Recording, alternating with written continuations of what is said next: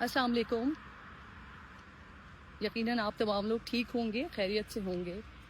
آج اسلام آباد کا موسم بڑا خوشگوار ہے، بہت خوبصورت ہے، لیکن دل کا موسم بڑا خراب ہے. جس ملک میں 60 70 80 افراد بے بسی کے عالم میں جل کر مر جائیں، 3 4 دن کے بعد جب ان کی لاشیں ڈھونڈی جا رہی ہوں تو ان کی باقیات ملے،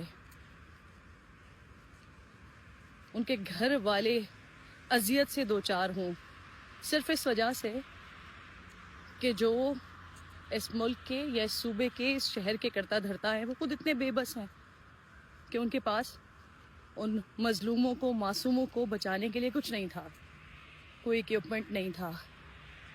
اسی وجہ سے 2 3 دن مسلسل آگ لگی رہی، وہ مسلسل جلتے رہے اور بے بسی کے عالم میں نام و نشان ہی ان کے مٹ گئے.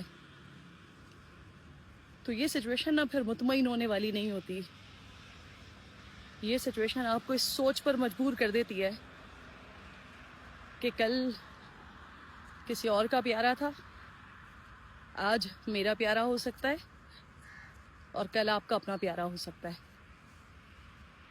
کیونکہ جو کل سانحہ گل پلازا میں بچا نہیں سکے، اس سے پہلے بھی لوگوں کو نہیں بچا سکے، اور آنے والے وقتوں میں بھی وہ اسی طرح نااہل ہوں گے، اسی طرح کسی کو نہیں بچا سکیں گے.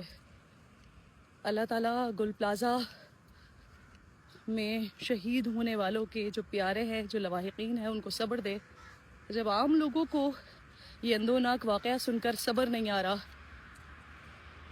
تو وہ ساری زندگی شاید اس غم سے نہیں نکل سکتے کہ ان کے پیارے کس بے بسی کے عالم میں اس دنیا سے گئے. کاش 4 حرف بھیج سکتی ان پر، جو دعوے کرتے ہیں بہت سارے، لیکن جب کام کا وقت ہوتا ہے یا جب عوام کو ان کی ضرورت ہوتی ہے، تب وہ صرف الزامات کے علاوہ آگے کوئی اور بات کرنے کے قابل نہیں ہوتے.